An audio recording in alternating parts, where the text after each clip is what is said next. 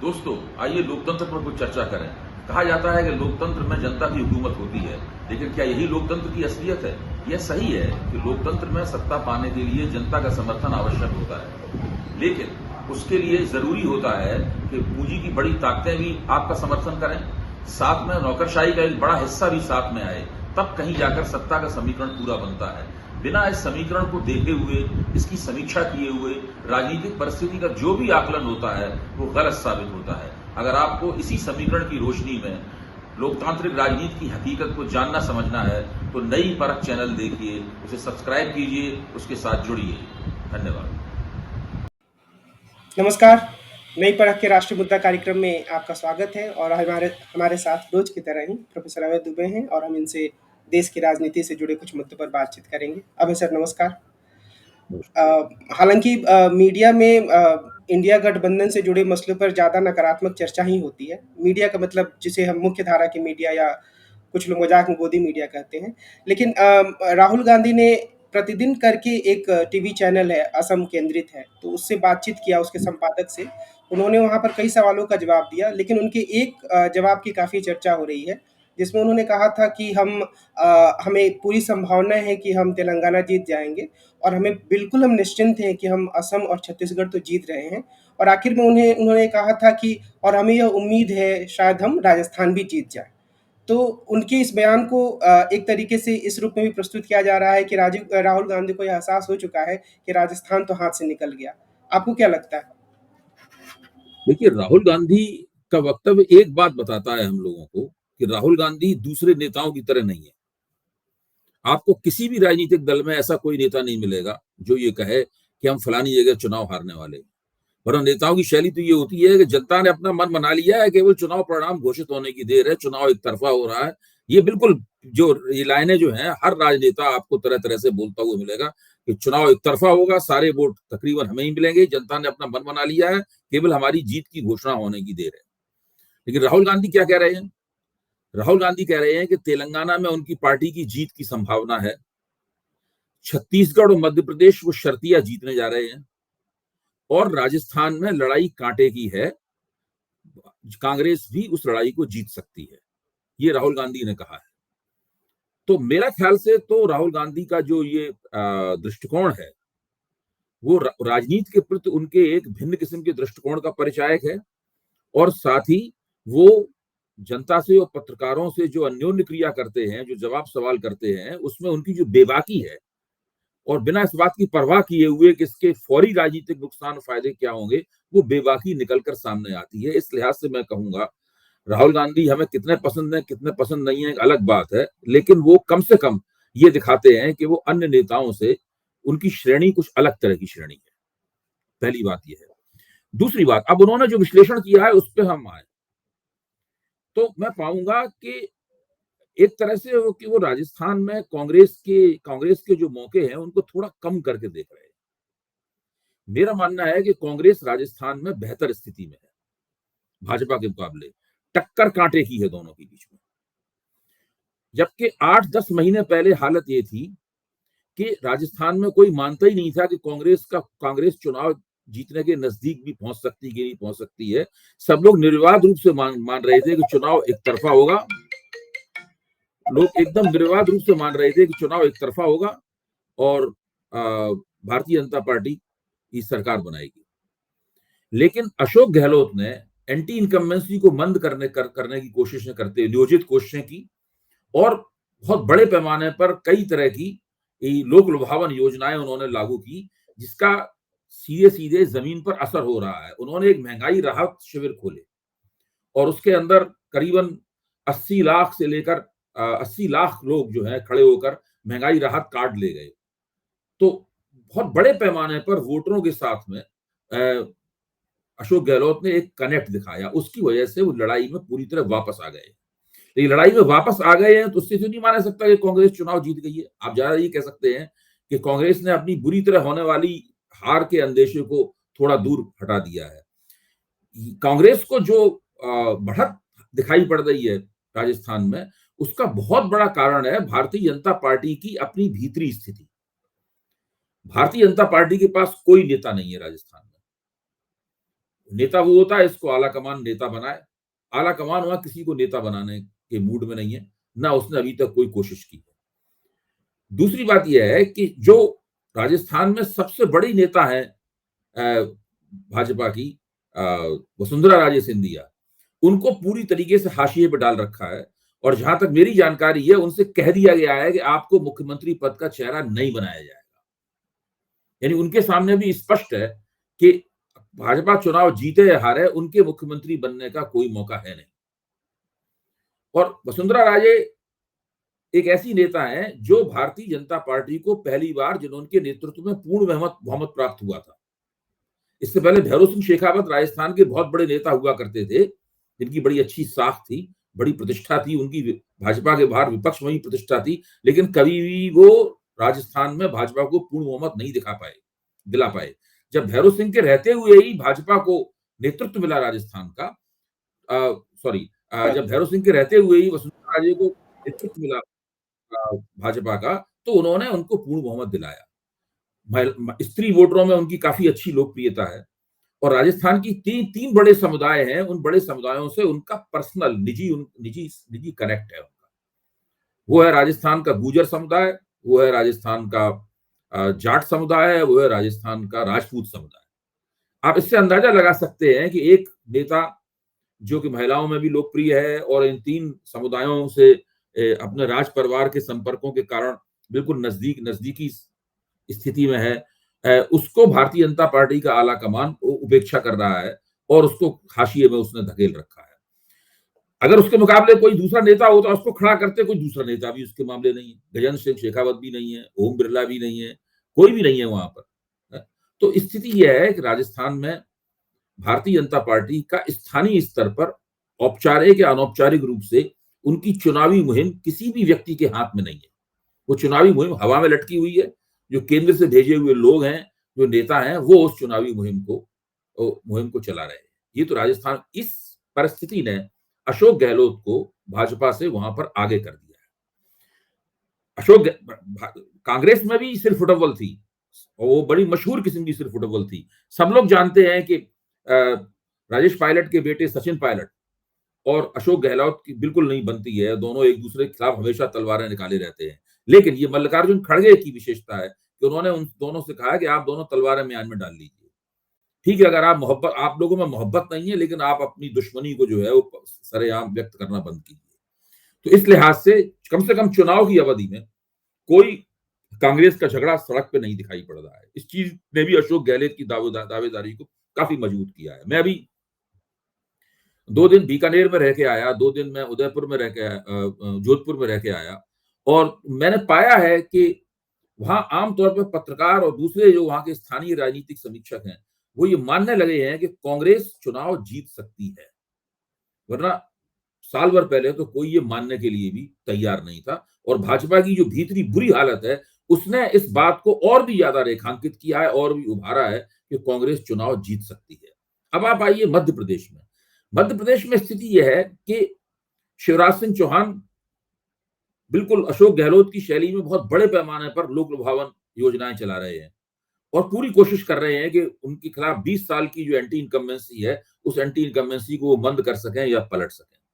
इसके बावजूद भी भारतीय जनता पार्टी उनके नाम को मुख्यमंत्री पद के उम्मीदवार के रूप में पेश करने के लिए तैयार नहीं है। अभी नरेंद्र मोदी की जो रैली हुई थी, तो उसमें नारा ये लगा कि मोदी के मन में एमपी और एमपी के मन में मोदी। जो 18 साल से मुख्यमंत्री है, जो आपके लिए बंदा, वो बगल में खड़ा हुआ है, उसका नाम भी नहीं लिया जा रहा है वहां। और मैं आज मोदी की जी का भाषण सुन रहा था, तो उसमें वो अपना नाम ले रहे थे कि मोदी ने कहा और किया, और फिर कहते भाजपा सरकार ने किया। शिवराज सिंह का नाम नहीं ले रहे थे वो। नहीं, बिल्कुल नहीं ले रहे शिवराज सिंह चौहान को। देखिए, उसमें नरेंद्र मोदी की अगर आप पूरे केंद्रीय राजनीति में उनके राजनीतिक कैरियर पर गौर करें, तो भाजपा के 3 पुराने मुख्यमंत्रियों से उनकी नहीं बनती है। एक तो चुनाव हार के सत्ता से बाहर जा चुके हैं और तकरीबन रिटायरमेंट की स्थिति में है, वो है छत्तीसगढ़ के रमन सिंह। वो छत्तीसगढ़ के रमन सिंह को पसंद नहीं करते थे। अगर उनका बस चलता तो उनको मुख्यमंत्री नहीं बनने देते। दूसरी है वसुंधरा राजे सिंधिया, जिनका 2014 में ही नरेंद्र मोदी से झगड़ा हो गया था, और वो झगड़ा बड़ा मशहूर है। जिस दिन नरेंद्र मोदी के मंत्री शपथ ले रहे थे, उस वक्त राजस्थान के तमाम एमपीज को लेकर वसुंधरा राजे कोप भवन में बैठी हुई थी, राजस्थान भवन में बैठी हुई थी। उन्होंने उन सांसदों को उस वहां जाने से भी रोक दिया था। और तीसरे हैं शिवराज सिंह चौहान। अगर उनका बस चलता तो शिवराज सिंह चौहान को चुनाव से पहले बदल देते, इस बात की पूरी चर्चा भी चल रही थी, लेकिन वो नहीं बदल पाए, क्योंकि ये सब भाजपा के भीतरी राजनीति के जानकार बताते हैं, मेरी उनसे भी बातचीत होती रहती है।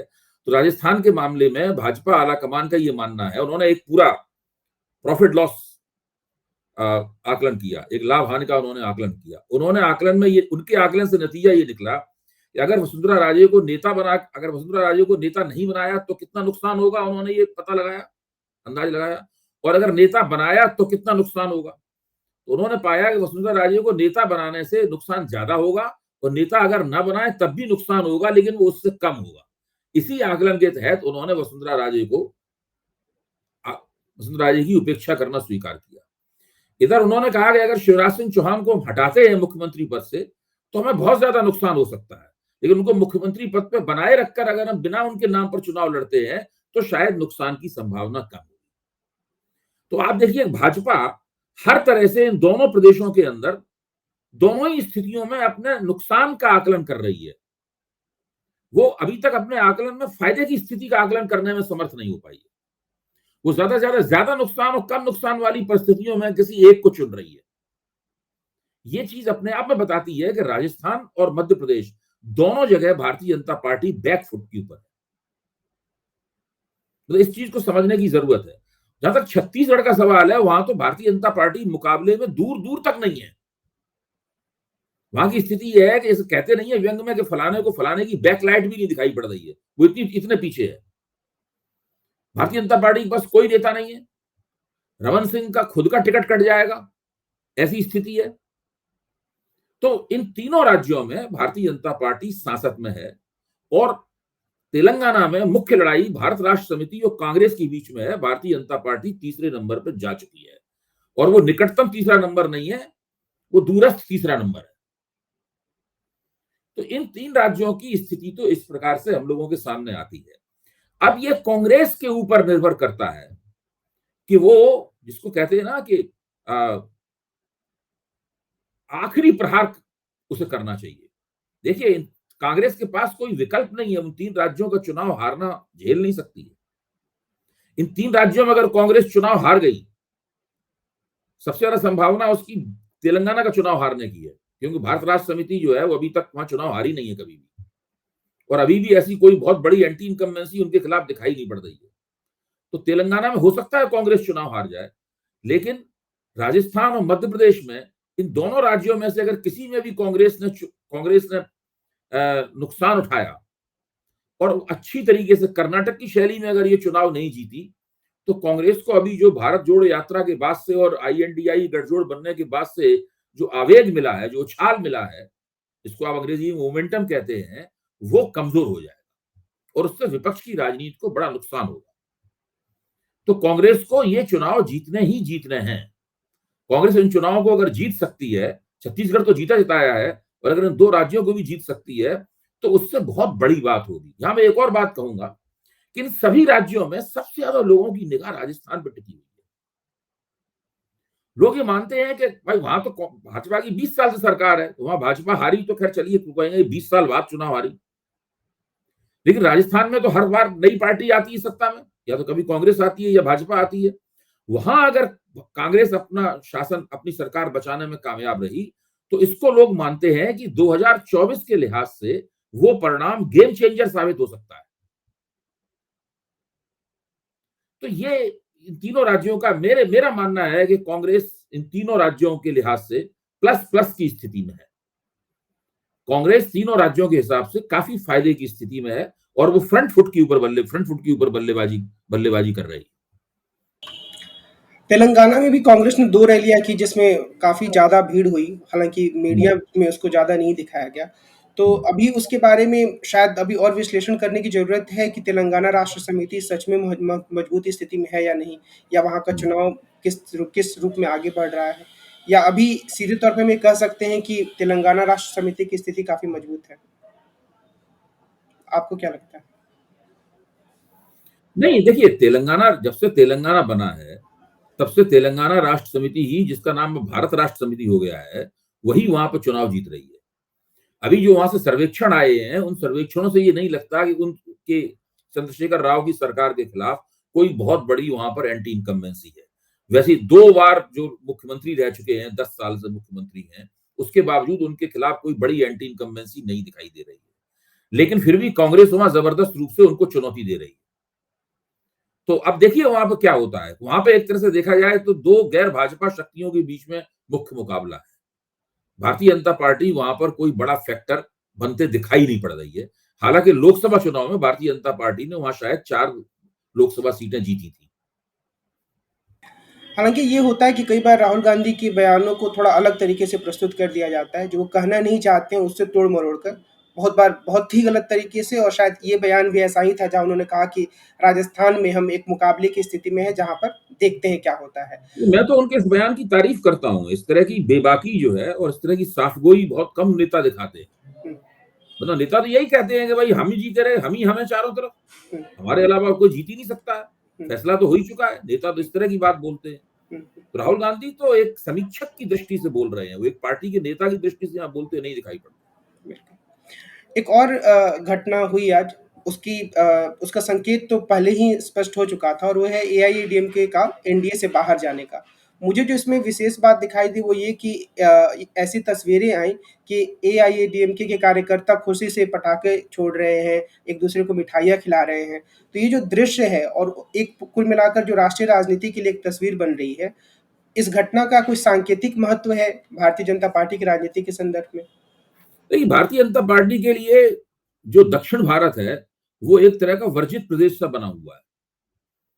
कर्नाटक में भी जहाँ थोड़ा बहुत उसका प्रवेश हुआ था, विधानसभा चुनाव में भी बहुत बुरी तरह वो मात खा चुकी है कर्नाटक में। और वो बहुत दिनों से तमिलनाडु में जुटी हुई है। उन्होंने वहां पर एक व्यक्ति को, अन्नामलाई को, अपना अध्यक्ष बनाया है। वो पूरे तमिलनाडु की यात्रा कर रहे हैं और गोदी मीडिया में उनकी इस यात्रा को बहुत बढ़ा चढ़ा के पेश किया जा रहा है। मैं ये नहीं मानता, वो जरूर मेहनत कर रहे होंगे। और भारतीय जनता पार्टी के ऊपर द्रविड़ द्रविड़ पार्टियों द्वारा जो आरोप लगाए जाते हैं कि उत्तर भारतीय साम्राज्य की प्रतीक है, या हिंदी हिंदू हिंदी हिंदीवादी है, वगैरह वगैरह, तो इसके खिलाफ वो लोगों को समझा रहे होंगे भाई हमारी पार्टी ऐसी नहीं है। लेकिन तमिलनाडु की जो डेमोग्राफिक स्थिति है, यानी वहां का जो जनसंख्या मूलक विन्यास है, वो कुछ इस तरह का है कि उसमें भारतीय जनता पार्टी का जो किरदार है वो वहां पर उसमें फिट नहीं होता। उसी का नतीजा ये है, गोदयानिधि मारन ने एक वक्तव्य देकर सनातन धर्म के खिलाफ एआईडीएमके को मजबूर कर दिया कि वो राष्ट्रीय जनतांत्रिक गठजोड़ एनडीए से बाहर निकल आए। और वो और बाहर निकल रहा है, उसका वो ढोल मजीरा बजा के उसका उत्सव भी मना रहे हैं कि हम देखो बाहर आ गए इनसे। क्योंकि एआईडीएम को लगा था कि अगर वो भाजपा के साथ बने रहे तो विधानसभा चुनाव में एक बार फिर से द्रमुक उसका सुपड़ा साफ कर देगा। अब इसके बाद एआईडीएम के पास की स्थिति क्या, जयललिता के अवसान के बाद में, उनका जो दहक अवसान हुआ, उसके बाद में आप देखिए कोई उनके पास कोई ऐसा नेता नहीं है इसकी पूरा तमिलनाडु में उसकी धूम हो।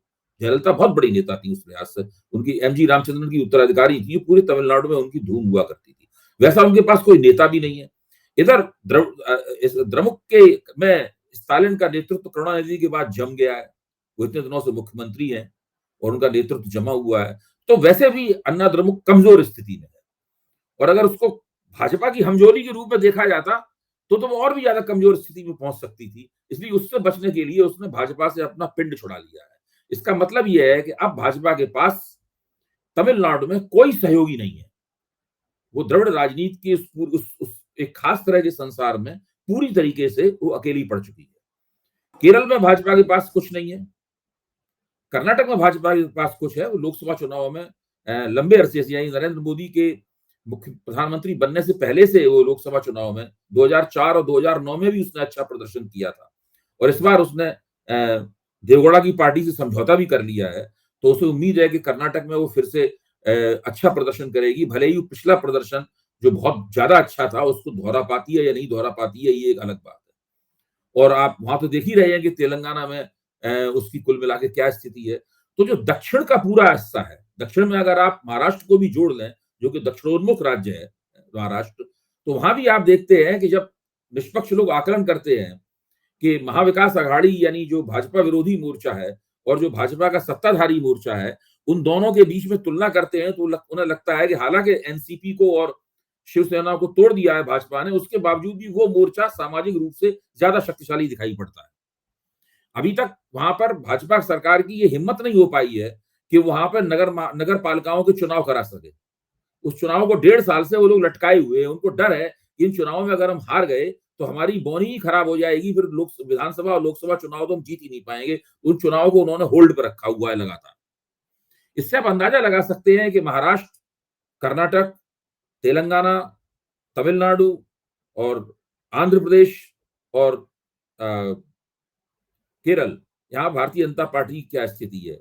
भारतीय जनता पार्टी ने, राष्ट्रीय स्वयंसेवक संघ ने खास तौर से आंध्र प्रदेश में अपने कार्यकर्ताओं के जरिए एक पहलकदमी लेकर एक अपनी पैठ बनाने की बहुत लंबे अरसे से वो लोग कोशिश कर रहे हैं कि किसी तरीके से उनकी वहां पे पैठ बन जाए, लेकिन अभी तक ऐसी स्थिति नहीं आ पाई है कि उनका जो सामाजिक कार्य होता है वो सामाजिक कार्य उनको राजनीतिक लाभ पहुंचा सके। एक आखिरी सवाल जो कल भी मेरे मन में आया था, कल की जो हमारी बातचीत थी उसमें आखिर में यह बात आई थी कि अगर किसी कारणवश या अपने प्रदर्शन के कारण ही भाजपा 2024 का चुनाव जीत जाती है, तो हम यह मान लेंगे कि उसका वर्चस्व स्थापित हो चुका है भारत में, यानी भारत के लोगों ने उसको हृदयंगम कर लिया है। लेकिन मुझे लगता है कि अगर भाजपा जीत भी जाती है, तब भी इन प्रदेशों में तो वो नहीं है, तो शायद संपूर्ण भारत ने उसको तब भी हृदयंगम किया है, ऐसा नहीं कहा जा सकता। देखिए, इसमें ये हम लोगों को देखना पड़ेगा कि वर्चस्व की प्रकृति भी बदलती रहती है।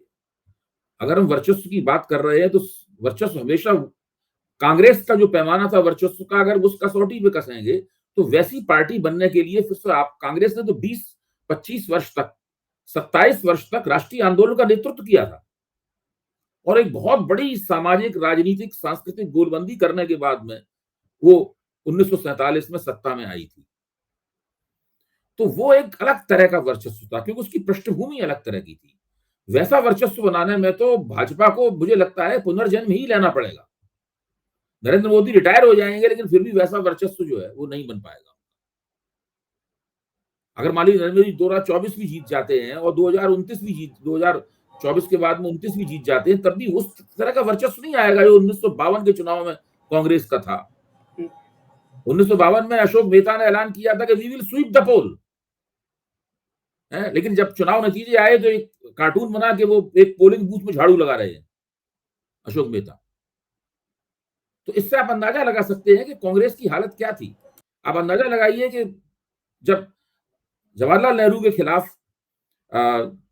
एक हिंदूवादी नेता स्वामी करपात्री जी को खड़ा किया गया फूलपुर से, और तो नेहरू जी को पता चला तो वो गए, उन्होंने अपना पर्चा भरा और उन्होंने एक पब्लिक मीटिंग की और उन्होंने कहा कि बस मैं इसके बाद यहां नहीं आऊंगा, आप लोगों का अगर मन हो तो उनको आप वोट दे दीजिए अपना। ये कह के वो चले गए वहां से। स्वामी करपात्री जी का क्या हाल हुआ, उन्हें बस उंगलियों पर गिनने लायक उन्हें वोट प्राप्त हुए। तो वो इस तरह का जमाना था और इस तरह का नेतृत्व था और इस तरह का वर्चस्व था। वो वर्चस्व अब दोबारा नहीं आने वाला है। तब से अब तक क्षेत्रीय राजनीति भी बहुत बड़ी बन गई है। राज्यों की राजनीति और केंद्र की राजनीति में एक बहुत बड़ा अंतर आ गया है, जो 2019 में भी दिखाई पड़ा था कि राज्यों में भाजपा का सुपड़ा साफ हो रहा है और विधानसभा में, वो लोकसभा में वो दूसरों का सुपड़ा साफ कर रही है। दिल्ली में ऐसा अक्सर होता है। छत्तीसगढ़ में भाजपा कितनी बुरी तरह हारी थी, उतनी ही बुरी तरीके से कांग्रेस हार गई वहां से।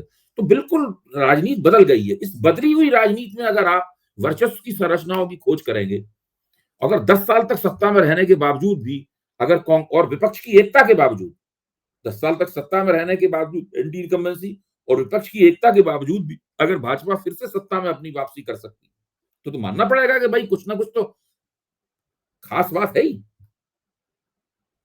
वो साधारण राजनीतिक प्रभुत्व की श्रेणी में इसको हम नहीं डाल सकते। बिल्कुल। आज की बातचीत को हम यहीं विराम देते हैं। हम कल फिर मिलेंगे और देश की राजनीति से जुड़े कुछ प्रमुख मुद्दों पर प्रोफेसर अभय कुमार दुबे से बातचीत करेंगे।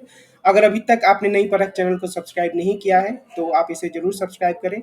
हमारी ये कोशिश होती है कि हम रोज़ प्रोफेसर दुबे से बातचीत करें और देश की राजनीति की कुछ उलझी हुई गुत्थियों को समझने का प्रयास करें कि वो आखिर जो घटनाक्रम हो रहा है उसके पीछे कौन-कौन से कारक और कौन-कौन से कारण काम कर रहे हैं। अभय सर, आज की बातचीत के लिए आपको बहुत-बहुत धन्यवाद। हम कल फिर मिलेंगे। नमस्कार।